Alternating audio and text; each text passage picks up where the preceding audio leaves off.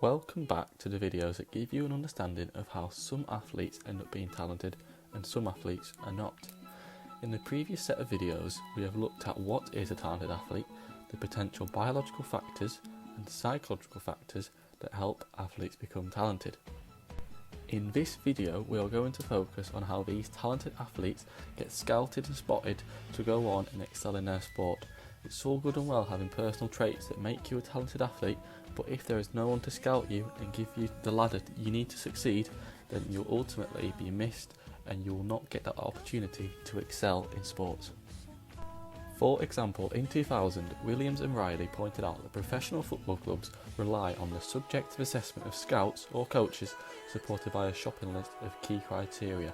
I believe this can be applied to any sport. Before we focus on the really successful and talented athletes, let's take it all the way back to when they were young adolescents. Ages can vary when these really talented athletes can show their skills and capabilities. It could even be as young as when they attend primary school. All talented athletes will have gone through 4 key stages in defining talent. These 4 key stages are talent detection, talent identification, talent development and talent selection. This was from Williams and Riley in 2000. Talent detection refers to the delivery of potential performers who are currently not involved in sport. Talent identification refers to the process of recognising young players with the potential to become elite players. Talent development implies players are provided with a suitable learning environment. And finally, talent selection involves the ongoing process of identifying players at various stages who demonstrate prerequisite levels of performance for inclusions in a selection team. This was from Vayans et al. In 2009. We are going to focus on the first 2 key stages, this being the talent detection and talent identification. Children can choose to go down one of 2 paths. This is either early specialisation or all-round development. Early specialisation is when a child focuses on one sport from a young age. All-round development is when the child samples a variety of sports up to the age of 12, sampling years.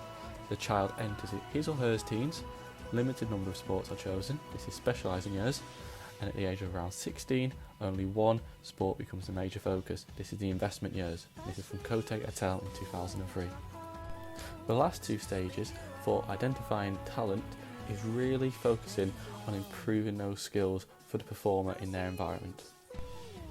The place to reach all children from an early age and to stimulate their development is at school. There are special programs available such as the motoric remedial teaching, which helps children performing in a sport at a below average level. A current downside is such programs do not yet exist for children doing well above average. Teachers at schools currently struggle identifying talent, which is a bit of a pity as these children should also get the chance for optimal development.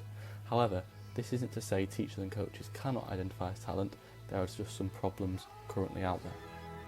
To tackle this problem, there is ongoing PhD research on the role of PE teachers in identifying talented athletes. There are educational programs for students and professionals such as the Minor in Sports Performance Enhancement. And there are community services to schools and sports clubs for the development of talented football players, for example. Now we have an understanding of how these talented athletes are scouted from a young age, let's look at talent ID programs that are currently available for talented athletes once they've decided to pursue their career in the environment and gamble on them making it to the top. The NFL Draft is an example of a talent ID program currently out there in the world. The NFL Draft is where players move into the pro ranks. This is underpinned by the scouting combine. In total, at each NFL Draft per year, 300 plus college players are assessed. This is by invitation only, from scouts that have picked up players from college, linking back to the idea of the shopping list criteria. In total, this is an intense 4-day job interview in front of all the top level NFL coaches, managers and scouts. This is where top level NFL players are picked out and hopefully to make it one of the best NFL players. The idea of the draft is to analyse players in all departments, if they are ready mentally, physically, socially, technically. Therefore, interviews are done, injury evaluations, drug screening, joint movement tests and cognitive tests, all to prepare athletes of what life will look like as a talented athlete. An example of a player that has come through this and benefited massively is a player called Tom Brady. He came through this NFL draft and is now one of the world's best NFL players. I hope you now have a better understanding of how athletes are identified as being talented. Thanks for listening.